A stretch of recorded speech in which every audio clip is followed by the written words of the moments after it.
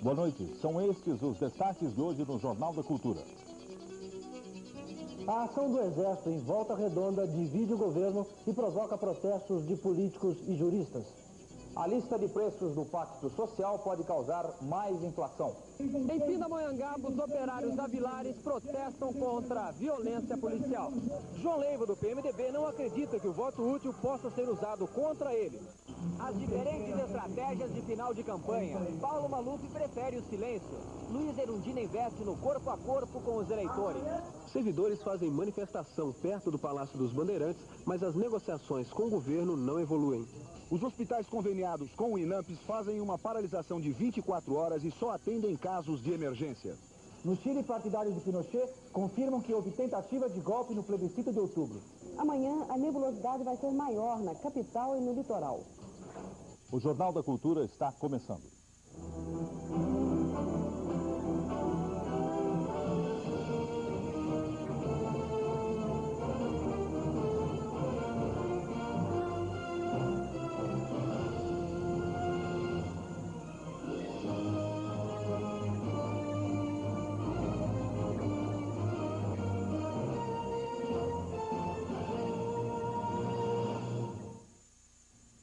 No mais sério desdobramento de um conflito trabalhista dos últimos anos, terminou com 3 mortos a ocupação pelo Exército da Companhia Siderúrgica Nacional. 40 pessoas, entre elas um jornalista, 5 militares e 34 operários, passaram pelo hospital da usina entre ontem e hoje. O governo reagiu em Brasília com um pronunciamento do ministro da Justiça. O presidente da República silenciou. A nossa cobertura começa com a reportagem de Margaride Corrêa. A cena mais comum hoje em Volta Redonda foi essa. Tropas de choque do Exército e das polícias militar e federal por todos os lados. Na siderúrgica se concentrou um aparato de armas, tanques de guerra e munição. A diretoria do Sindicato dos Metalúrgicos chegou logo cedo para tentar convencer os 2.000 grevistas a sair da indústria. Depois de 1 hora de negociação, 22 homens apareceram e foram recebidos pelos outros grevistas que aguardavam em frente à metalúrgica.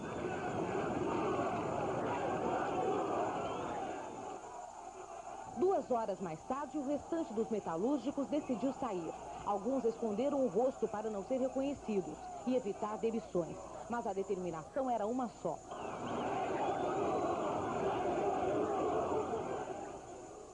O Exército só liberou a entrada da imprensa depois da saída de todos os grevistas. Os sinais de destruição estão por todos os lados da siderúrgica. Os funcionários começaram a greve segunda-feira de manhã, ocupando toda a indústria em esquema de revezamento. O Exército entrou na siderúrgica e 2.000 grevistas foram para a aciaria, quando começou o conflito.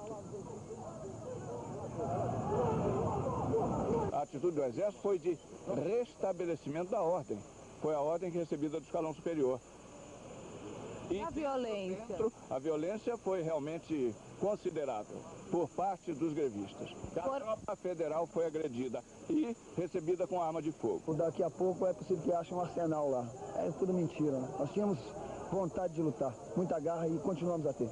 Durante todo o dia, a cidade viveu um clima tenso. No cinema, nas praças e ruas, havia sinais de conflito dos grevistas com o Exército. A versão dos jornais foi muito procurada, mas as pessoas têm medo de dar a sua própria versão. Este homem contou que o restaurante dele foi invadido por policiais. Invadiu aqui dentro, bateu, machucou o empregado meu aqui, foi o Exército. O senhor viu como é que foi o conflito? Não entrevista não. Os metalúrgicos sempre, com as greves, se procederam de uma maneira assim, muito ordeira e muito tranquila, sem violência. Eu acho que a presença do Exército intranquiliza, principalmente essa ocupação na siderúrgica, porque o clima torna-se tenso. Os conflitos resultaram na morte de 3 metalúrgicos atingidos pelas costas por baionetas do Exército. 40 pessoas ficaram feridas. A maioria dos feridos foi trazida aqui para o hospital da Companhia Siderúrgica, onde todas as entradas estão cercadas por guardas de segurança. 6 pessoas continuam internadas aqui e uma outra que estava passando pela rua no momento do conflito está em outro hospital ferida gravemente. Os grevistas vão ficar agora em assembleia permanente. Eles não querem novos conflitos, mas o clima ainda é de tensão. A usina de Volta Redonda já enfrentou muitas greves por melhores salários. A maioria delas foi reprimida pela ação do Exército. A preocupação do governo está no fato de a Companhia Siderúrgica Nacional ser a maior produtora de aço do país, com um faturamento de 5 milhões de dólares por dia. Uma empresa competitiva e rentável. Assim é a usina Presidente Vargas, da Companhia Siderúrgica Nacional de Volta Redonda. Ela foi criada em 1941 pelo presidente Getúlio Vargas e 5 anos depois fazia sua primeira entrega de aço ao mercado nacional. A usina de Volta Redonda, exemplo das demais indústrias do grupo Siderbras, prosperou durante décadas graças a empréstimos estrangeiros. Hoje o setor é responsável por 15% da dívida externa brasileira. Na década de 80, a usina começou a enfrentar sérios problemas, um deles técnico, com a paralisação do alto forno por 2 vezes. Este ano, com as operações normalizadas, a companhia produziu 3 milhões de toneladas de laminados de aço e obteve um faturamento de 49 bilhões de cruzados. Uma empresa sempre em crescimento só conheceu as greves a partir de 84. O Exército já ocupou as instalações da usina 4 vezes para reprimir os operários, mas em nenhuma paralisação houve tanta violência como agora. A greve iniciada há 4 dias teve adesão dos 20 mil funcionários da siderúrgica e de outros 5.500 ligados a empreiteiras. O saldo da greve até agora é de 20 milhões de dólares de prejuízo e 3 mortes. Ricardo Taíra, da Editoria de Economia. No Rio de Janeiro, trabalhadores de várias categorias profissionais saíram às ruas em protesto contra as mortes dos operários da Companhia Siderúrgica Nacional. Com faixas e cartazes, os representantes do Sindicato dos Metalúrgicos do Rio deram-se os braços com outros representantes sindicais, de associações de moradores e de diversos partidos políticos, numa demonstração de união no protesto contra a repressão aos grevistas. A concentração foi na Cinelândia, em frente ao prédio da Companhia Siderúrgica Nacional. Às 5 da tarde, os manifestantes começaram uma caminhada rumo à Assembleia Legislativa. A passeata durou mais de 2 horas e foi acompanhada de perto por centenas de policiais fardados e à paisana. Apesar do clima tenso, não houve choques. Na Assembleia Legislativa, os manifestantes ocuparam as escadarias, onde pretendem ficar em vigília durante toda a noite. João Plaça, da redação. O presidente da Confederação Nacional dos Metalúrgicos, Luiz Antônio Medeiros, divulgou hoje uma nota repudiando a ação do Exército e da Polícia Militar contra os grevistas na Companhia Siderúrgica Nacional. A nota diz que a nova Constituição assegura o direito de greve aos trabalhadores. A CUT também soltou uma nota oficial onde classifica a ação militar na siderúrgica de uma manobra de guerra. A CUT pede a imediata instalação de inquérito público para apurar as responsabilidades no conflito. Nós não podemos ficar intimidados com isso, mas temos que exigir de toda a sociedade uma resposta imediata, porque o que está em jogo não é somente 1 ou 2 reivindicações de trabalhadores. O que está em jogo é toda uma democracia que nós estamos conquistando com muito esforço e que nós não podemos deixar voltar atrás agora, exatamente às vésperas dessas eleições. A Ordem dos Advogados do Brasil alertou para o risco de um retrocesso político. Em nota oficial, o presidente da Ordem, Márcio Tomás Bastos, afirmou que não se pode admitir a recaída nas práticas autoritárias e passadas, onde a questão social era tratada com fuzis e patas de cavalos, diz a nota da OAB. Para o presidente da Fiesp, Mário Amato, existem pessoas querendo tirar proveito político desse confronto em Volta Redonda. Amato não identificou quais seriam essas pessoas, mas disse que essas agressões não se justificam em pleno curso do Pacto Social. O presidente da Confederação Nacional da Indústria, Albano Franco, não vê riscos ao pacto, mas o ministro da Indústria e Comércio, a quem a Companhia Siderúrgica Nacional está subordinada, acredita que o episódio põe em risco as instituições. No Rio, o governador Moreira Franco recebeu um apelo do dirigente da CUT, Jair Meneghelli, para intervir no conflito. Se constatou que não se trata em Volta Redonda mais de uma questão trabalhista, de uma questão sindical, mas sim de um problema político. Eu já mantive contato com o general Lima, com o prefeito de Volta Redonda, com o presidente da Companhia Siderúrgica Nacional, no sentido de nós todos nos unirmos para que se consiga restabelecer amanhã, o mais breve possível, o ambiente que é o ambiente que gerou esse problema todo, que é uma questão trabalhista, que é uma questão sindical. Nada justifica a morte senão legítima defesa. E eu acho que o poder público não pode ser dominado por grevistas, porque senão é a subversão da ordem legal total. Na nossa opinião pessoal, os acidentes não vão inviabilizar de forma alguma o pacto, pelo contrário, mostra e demonstra que o caminho, a saída para a crise que o país vive, que o país atravessa, é esse entendimento nacional. E é importante destacar que a maioria das greves que têm ocorrido ultimamente tem sido tanto no governo como nas empresas estatais. O presidente da Companhia Siderúrgica Nacional, Juvenal Osório, disse que o conflito entre exército, policiais e grevistas foi um erro de todas as partes. Juvenal Osório afirmou que a companhia está disposta a dialogar com os trabalhadores, embora o incidente tenha comprometido as negociações. O presidente da Companhia Siderúrgica Nacional ainda não sabe se a empresa vai indenizar as famílias dos trabalhadores mortos. A principal preocupação do presidente José Sarney é evitar que os conflitos de Volta Redonda comprometam as negociações do Pacto Social. O presidente soube da morte dos trabalhadores às 11 horas da noite de ontem e imediatamente determinou providências para esvaziar o quanto antes esse episódio. Uma das recomendações é de que o porta-voz do Palácio do Planalto não faça nenhum comentário. Além de silenciar sobre os incidentes, o presidente fez questão de ir hoje à entrega do prêmio do Operário Padrão em Brasília. Durante toda a manhã surgiram boatos de que a solenidade de entrega do Prêmio Operário Brasil 88 seria cancelada por causa dos conflitos em Volta Redonda. Mas às 4h30 da tarde, as autoridades que durante todo o dia evitaram a imprensa estavam a postos para a solenidade. O chefe da Casa Militar, General Baima Deni, e o ministro da Fazenda, Mailson da Nóbrega, só marcaram presença. A primeira autoridade a discursar foi o presidente da Confederação Nacional da Indústria, o senador Albano Franco. Ele disse que o país vive um clima de liberdade e democracia e se preocupou em destacar o pacto como possibilidade de combater a inflação num clima de paz. O ministro interino do Trabalho, Ronaldo Costa Couto, aproveitou o discurso para um recado indireto aos envolvidos nos conflitos em Volta Redonda. O padrão operário brasileiro é de paz e produção, do diálogo e não da violência, da construção e não da destruição. O presidente Sarney, muito sério, se limitou a elogiar os operários presentes. Entre os 26 premiados, o escolhido como símbolo do Operário Brasil 88 foi o metalúrgico Elcio Carvalho, do Rio de Janeiro. Ele trabalha há 18 anos nos estaleiros Verome. Fez questão de dizer que não é sindicalizado e contou que foi militar em 62, quando participou de uma ocupação na empresa Alcalis de Cabo Frio durante uma greve. O Operário Brasil disse que não estava bem informado sobre os conflitos em Volta Redonda, mas dedicou o prêmio aos mortos e lamentou os incidentes. Você ficou chateado? Fiquei chateado, mas tem que ser analisado, eu não tenho detalhes.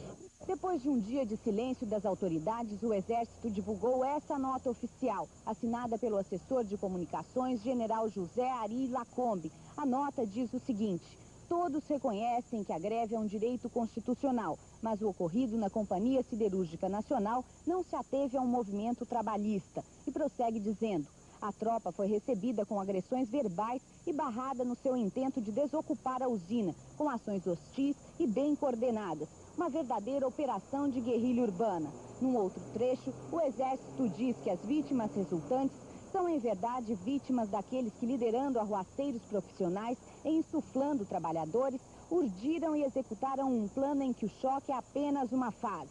A nota é encerrada com o seguinte trecho: estejam todos certos de que o Exército cumprirá, sempre que as circunstâncias exigirem, com ações adequadas, por duras que sejam, a sua missão constitucional, que é a garantia da lei e da ordem. O presidente José Sarney não divulgou nota oficial, mas foi consultado antes da ocupação da usina e concordou com a operação. Graziela Azevedo, Jornal da Cultura, Brasília.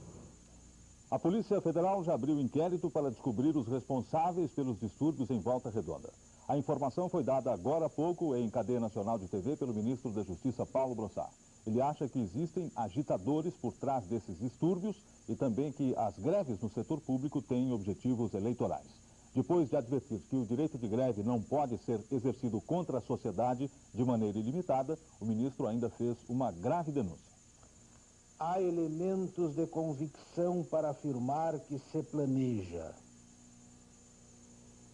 lançar nas trevas o Brasil.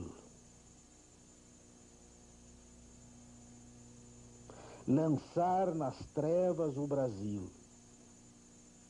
mediante a paralisação do complexo elétrico do país, com vistas à destruição progressiva da autoridade democrática, do Estado democrático. Posso dizer, entretanto, que o governo não permitirá a destruição da ordem constitucional penosamente reordenada. Penosamente reordenada, após ingentes esforços e vivas esperanças do povo brasileiro. A verdade é que o pronunciamento do ministro da Justiça, Paulo Brossard, deixa muitas dúvidas no ar. É o que vai comentar agora o editor de política do Jornal da Cultura, Renato Faleiros. O governo, através do ar professoral do ministro Paulo Brossard, não tranquilizou ninguém. Ele foi à televisão não para deixar as coisas transparentes, mas para falar de um obscuro plano contra a democracia. E ficou a pergunta, a quem estaria se referindo o ministro da Justiça? Mas não foi só o ministro Brossard que deixou a nação em dúvida. Muitas coisas neste episódio ainda não estão claras. O deputado Ulisses Guimarães, por exemplo, recusou um convite do Palácio do Planalto para participar de uma reunião com o presidente Sarney e o ministro do Exército, na qual seria discutido o episódio de Volta Redonda. No lugar da reunião, o presidente do PMDB e da Câmara tomou o avião para São Paulo. Aqui ele divulgou uma nota agora à noite, dizendo que o conflito ameaça a estabilidade democrática. É claro que o episódio de Volta Redonda é muito grave. Mas é incrível como a democracia fica frágil no Brasil pela boca das próprias autoridades diante de conflitos que simplesmente poderiam ser resolvidos no terreno trabalhista. Aliás, como disse agora há pouco o governador do Rio, Moreira Franco. Em nenhum momento o ministro Brossard vinculou o clima de tensão em que vive o país à crise econômica e à incapacidade do governo para resolvê-la. Ele apenas acrescentou aos 27% de inflação mensal uma sensação de medo e de insegurança. Pois é. Enxerga curto quem atribui o episódio de Volta Redonda apenas a grevistas e soldados ou a eternos agitadores, como profetiza o ministro da Justiça. O país não estaria tão facilmente sujeito a acontecimentos como esse de Volta Redonda se tivesse um comando firme. Se esse crítico período de transição que nós atravessamos fosse conduzido com mais determinação, com segurança e com acerto por aqueles que governam. Como não é o que acontece, com o fantasma da inflação, da corrupção e da incerteza econômica rondando aí pelas ruas, é de se esperar o que houve em Volta Redonda. E é de se esperar muito mais. Em Pindamonhangaba, região do Vale do Paraíba, 26 pessoas ficaram feridas no confronto entre a Polícia Militar e os funcionários da Vilares em greve. O presidente do Sindicato dos Metalúrgicos, Enéas da Silva Santos, continua internado na Santa Casa da cidade. Hoje à tarde havia poucos sinais da confusão de ontem na siderúrgica Vilares, em Pindamonhangaba. Alguns vidros quebrados na guarita, o carro de som do Sindicato dos Metalúrgicos e um grupo de policiais encarregados de manter a ordem. A fumaça da chaminé parecia dar a impressão de atividade, mas a siderúrgica, que tem 2.200 funcionários, está parada há 13 dias. Os metalúrgicos querem a implantação imediata da jornada de 6 horas. No interior da empresa, ninguém estava autorizado a gravar entrevistas, mas não foi difícil conseguir informações. A versão que ouvimos diz que no momento em que os ônibus fretados pela empresa chegaram para retirar os funcionários administrativos que estavam lá dentro impedidos de sair, os 500 grevistas que se concentravam aqui fora começaram a jogar pedras e depois invadiram a siderúrgica. Isso teria motivado a ação da polícia. Os operários da Vilares, que no final da tarde fizeram uma passeata de protesto em Pindamonhangaba, têm outra versão. As pedras vieram de dentro da empresa, como forma de provocação. Nós temos que correr para algum lugar. Corremos para dentro. Uns correram para dentro, outros correram para fora, outros correram para o mato e eles saíram arrebentando. Dividiram em 2 grupos, um entrou para dentro da fábrica, o outro fechou. A polícia de choque. Vocês não invadiram a fábrica? Não, nós corremos, nós temos que correr para algum lugar. 6 policiais e 20 metalúrgicos ficaram feridos. Os operários da Vilares decidiram continuar em greve. Vocês querem que seja implantada a jornada de 6 horas? Queremos o mais depressa possível, porque a gente sabe que em Pindamonhangaba tem muitas pessoas desempregadas. E com isso daria mais novos empregos para a população de Pinda. Aqui em São Paulo, na sede da Vilares, os diretores da empresa se reuniram com os metalúrgicos, mas não houve acordo. Nesta sexta-feira à tarde, está marcada uma reunião de conciliação no Tribunal Regional do Trabalho de Campinas. A Vilares não abre mão da jornada de 8 horas. Já os metalúrgicos querem que a empresa cumpra o turno de 6 horas, previsto na nova Constituição.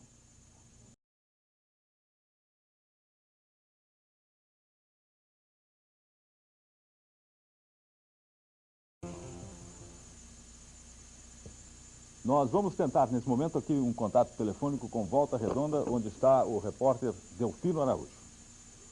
Delfino. Boa noite, Nascimento. Delfino, quais são as... Às 10 da noite que terminou a maior movimentação dos trabalhadores aqui em Volta Redonda. Foi quando eles encerraram a última assembleia do dia, por volta das 10 horas da noite.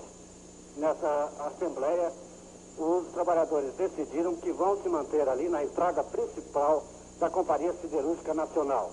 Eles querem impedir uma eventual entrada de trabalhadores no turno da meia-noite. Lá dentro da siderúrgica, as tropas do Exército, os soldados da Polícia Militar e também da Polícia Federal continuam a postos, guardando todos os setores da companhia. Segundo o presidente do Sindicato dos Metalúrgicos, Juarez Antunes, 400 trabalhadores mantêm o funcionamento dos altos fornos da empresa, apesar da produção estar totalmente paralisada. Na assembleia que foi realizada agora à noite também, os trabalhadores decidiram que amanhã de manhã vão tentar realizar piquetes para impedir a abertura do comércio aqui em Volta Redonda e também impedir o funcionamento dos bancos. Bom, Delfino, isso significa então que a situação está longe ainda de voltar à normalidade. Pelo que você conta, nós teremos amanhã ainda algumas complicações nessa situação de Volta Redonda, é isso? Bem, o clima realmente é tenso. O próprio prefeito da cidade aqui já manifestou hoje, durante o dia, até para a nossa repórter Margarida Correia, de que a presença do Exército deixa a situação bastante tensa aqui na cidade. Há uma previsão para a retirada das tropas, Delfino? Até o momento não há nenhuma previsão, porque essas tropas permanecem a postos ali na Companhia Siderúrgica Nacional. Agora, como é que é assim, quando você chegou em Volta Redonda, a imagem da cidade, aquilo que você vê pelas ruas, o clima, né, nesse começo de noite, quando você chegou aí? Olha, Nascimento, é só de uma aparente calma, porque em todos os cantos as pessoas ainda comentam esse clima de tensão, inclusive com essa intenção dos trabalhadores de amanhã de não permitirem o funcionamento dos bancos e também do comércio da cidade, né? Ok, Delfino, boa noite, obrigado e vai dormir que amanhã é o dia duro. Tchau. Tchau. Nós estamos terminando por aqui o Jornal da Cultura. Voltaremos amanhã, sexta, às 11h30. Agora você vai ficar com Metrópolis. Até amanhã e uma boa noite a todos.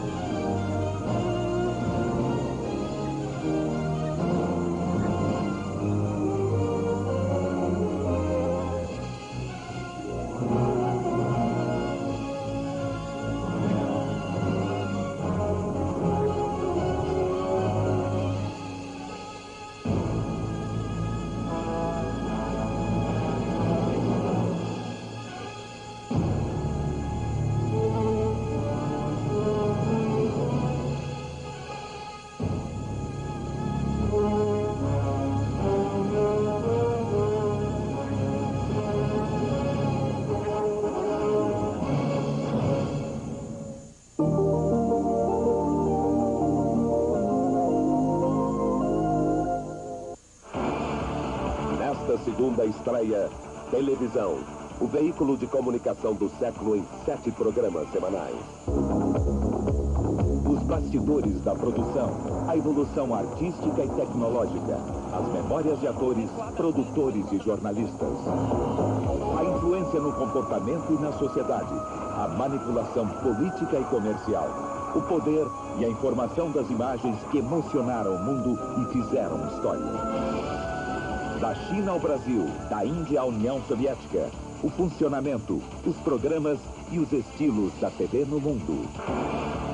Televisão. Estreia nesta segunda, 8h30 da noite. No Cine Brasil, um ídolo frustrado do amor, um banqueiro materialista e um psicanalista muito estranho. O Cantor e o Milionário, com Anselmo Duarte, Luiz Delfino, Eva Vilma e Paulo Goulart. Cine Brasil, neste domingo, 10h15 da noite. Eleitor, no dia 15 de novembro, São Paulo vai eleger prefeitos e vereadores. Para saber onde você vai votar, verifique o número da zona e da seção do seu título de eleitor. Confira esses números com as listas dos locais de votação que vão ser publicadas em todos os jornais. Em caso de dúvida, consulte a Central de Informações do TRE, nos fones 277-1033 e 229-6300. No interior, procure o juiz eleitoral. Vote. Vote corretamente.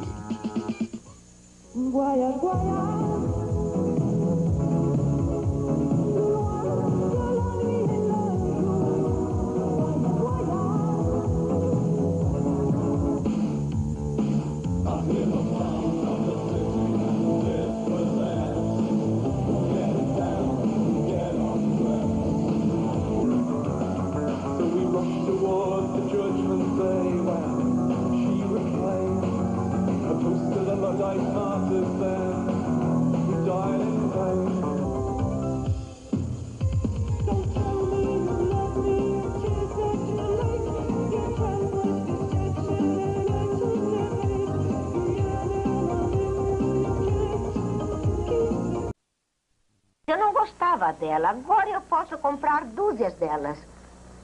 Bom dia, sargento.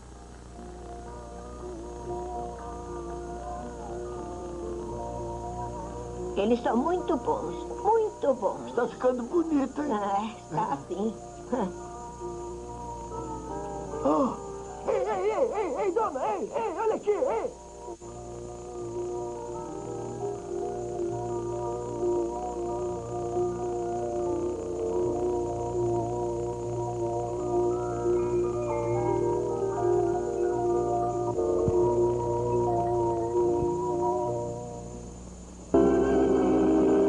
Próxima quinta, na sessão de cinema, um negociante judeu em Nova York, atormentado pelas lembranças dos campos de concentração nazistas. Rod Steiger é O Homem do Prego, um filme de Sidney Lumet. Próxima quinta, 9h30 da noite, na sessão de cinema.